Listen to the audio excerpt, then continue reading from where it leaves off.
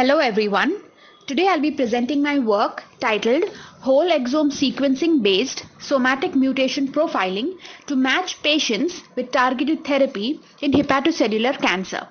This work was done under the guidance of Professor Arun Kumar at the Indian Institute of Science, Bangalore, India.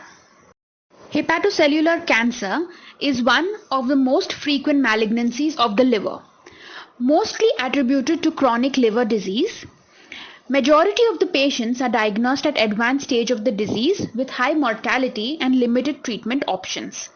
According to Globocan 2020, HCC is the 8th most common cause of mortality in India.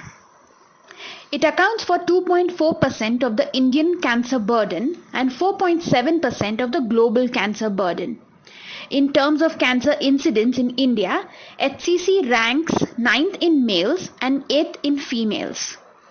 The incidence and mortality per year was also observed in India and the world. As compared to the growth trend seen globally, the incidence and mortality of HCC in India was seen to be growing at a faster rate. The single largest risk factor in the development of HCC is liver cirrhosis.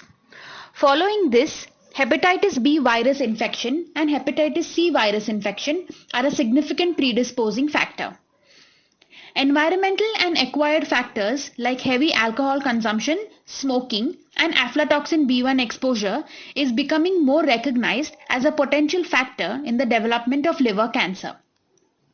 An emerging risk factor for HCC, at least in the Western world, appears to be cirrhosis secondary to NAFLD. Additionally, there has been a higher rate of cancer in those with diabetes.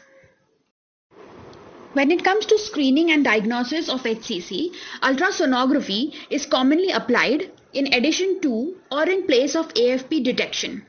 CT and MRI are not used in primary screening but commonly applied for further diagnostic purposes. Alpha-fetoprotein is a serum glycoprotein which is the first recognized marker for HCC. Attempts to improve the accuracy of AFP has led to the identification of several other AFP isoforms, one of which is lens culinaris lectin binding subfraction of AFP called AFP-L3. Several studies have shown that AFP-L3 to be present as early as 9 months before the detection of HCC by imaging. Des-gamma carboxyprothrombin, which is a highly specific to HCC and is the abnormal form of prothrombin, is also present in high amounts in HCC samples. When it comes to histologic examination, immunostaining is another tool where 3 markers, that is glypican-3, glutamine synthase and heat shock protein 70, are specific isoforms which are present specifically in HCC samples. Loss of reticulin fiber work, stromal invasion, and positivity of 2 out of these 3 markers are considered as strongest parameters for the diagnosis of HCC at an early stage. HCC cells accumulate somatic DNA alterations, including mutations and chromosomal aberrations. Mutation in STIRT promoter are the most frequent genetic alterations, accounting for 60% of the cases. Other mutated genes affecting HCC are present in cell cycle control pathways, Wnt beta signaling pathway, oxidative stress, chromatin remodeling, AKT-mTOR MAP kinase pathway, JAK-STAT signaling, and angiogenesis. HCC is among the solid cancers with the fewest somatic mutations that can be targeted with molecular therapy. Until today, no mutation is currently used in clinical practice to predict therapeutic response. The management of HCC is based on Barcelona Clinic liver cancer algorithm, which classifies patients in one of the 5 stages and provides treatment recommendations for each stage. Patients with solitary tumors and at stage 0 or A are candidates for surgery. Ablation is recommended in patients who are not candidates for surgery. The main method is image-guided percutaneous radiofrequency ablation, which achieves tumor necrosis by inducing a high intratumoral temperature. Patients with stage B are considered for chemoembolization. The main method is transarterial chemoembolization, which entails intraarterial infusion of cytotoxic agents followed immediately by embolization of the vessel that feeds the tumor. Systemic therapy is recommended for patients with advanced HCC.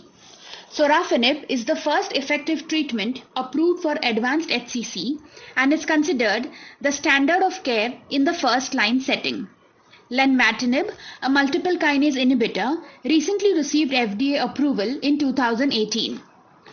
Regorafenib and cabozantinib are preferred options in refractory patients, with ramucirumab as an additional option in those with high AFP levels. Further predictive biomarkers of treatment response are needed in order to better select patients for each specific treatment. Hepatocellular cancer is a complex disease with a multifactorial mutational landscape. A varied list of genes and pathways are identified to be involved in HCC pathogenesis, with no definite genetic signature available as a predisposing factor. There is urgent need to identify biomarkers for early detection and precise therapy to maximize clinical benefit with minimal toxicity and cost. Next-generation sequencing has been identified as a powerful tool for sequencing large-scale genome in order to uncover the genomic landscape. NGS will enable application of clinical genomics to diagnosis and treatment. Thus, deciphering HCC mutational landscape will help in understanding early events of hepatocarcinogenesis and reveal an array of possibilities for both pharmacotherapy and primary care. We selected patients that were histopathologically confirmed to having HCC and were enrolled in the study with the help of Dr. Malti at Kidwai Memorial Institute of Oncology, Bangalore, India. Tumor biopsy specimens and peripheral blood was collected and sent to our lab for further processing. Genomic DNA was extracted from the tumor tissue and whole blood using commercially available kits. The genomic DNA obtained from tumor tissue and whole blood was subjected to next-generation sequencing using the XGen Exome Research Panel kit by Integrated DNA Technologies. The sequences obtained after sequencing are aligned and mapped to the human reference genome for variant identification.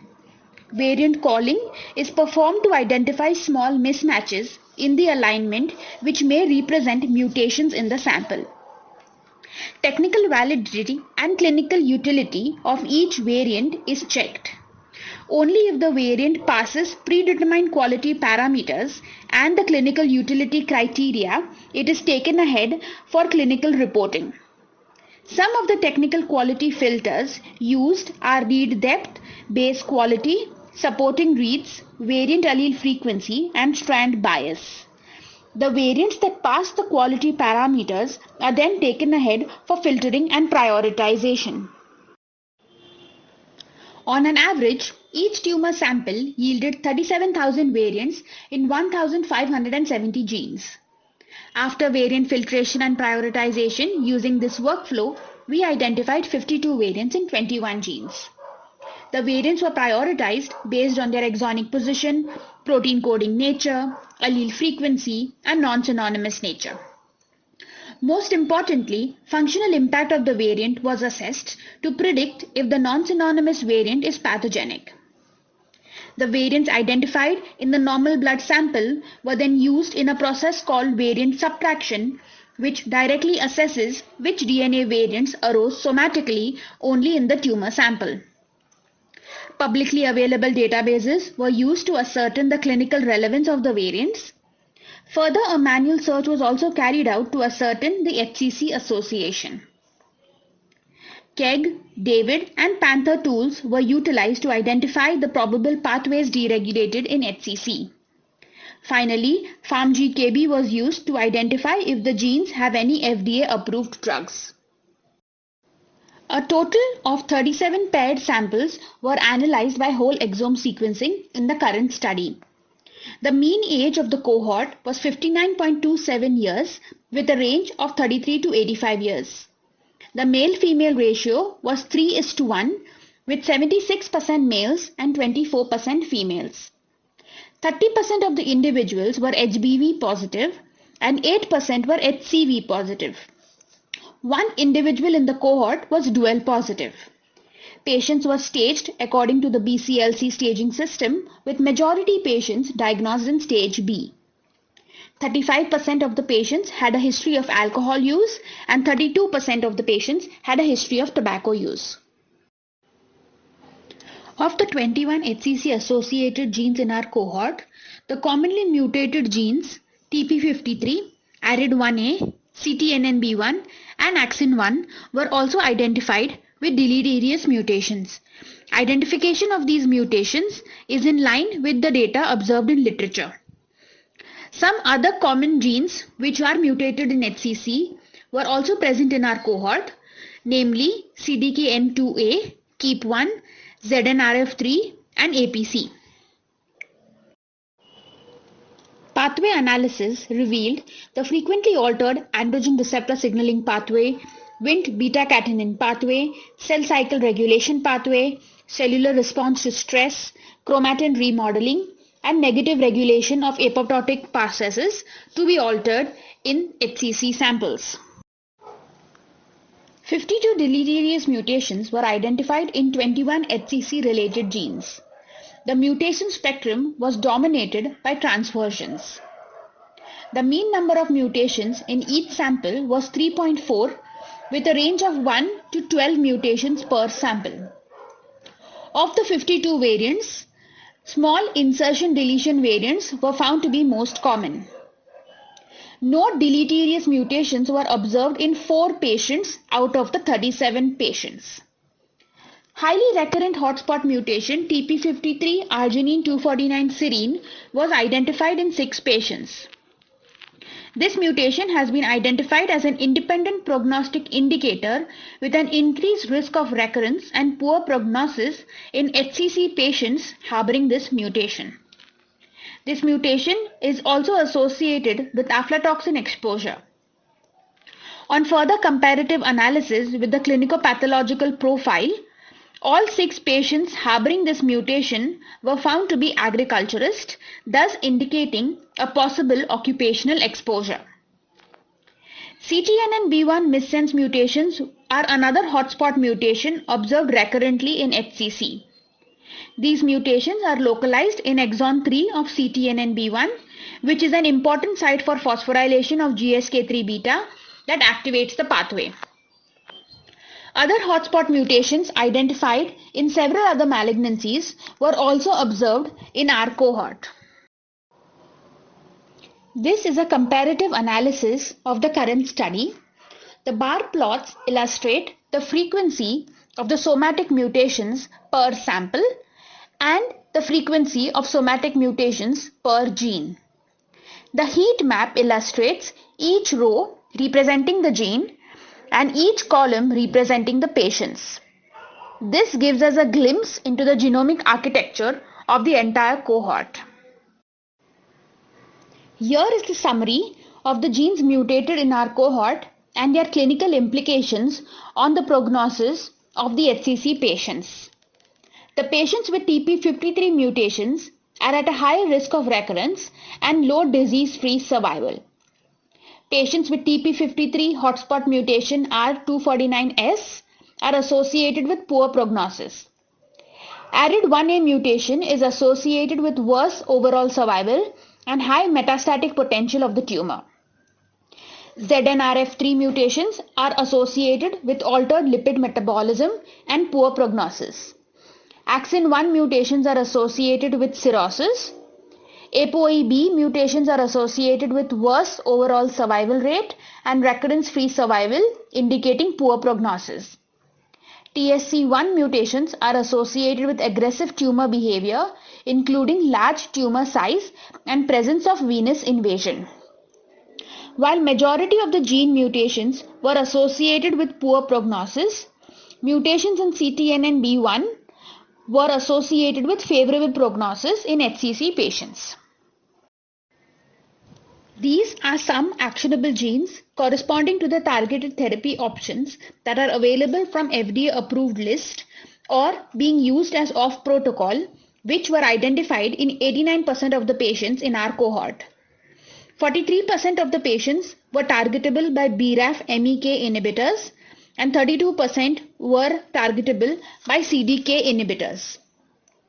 These findings are of particular interest in an attempt to select patients to the best pharmacological intervention. These are few representative case series of patients from our cohort and how the clinical utility of these variants is possible in the clinic. For example, the case 1 is of a 49-year-old male patient with a BCLC stage C HCC with HBV and HCV positivity. This patient harbored mutations in CTNNB1, MAP2K3, SLC9A5, AR and DRD4.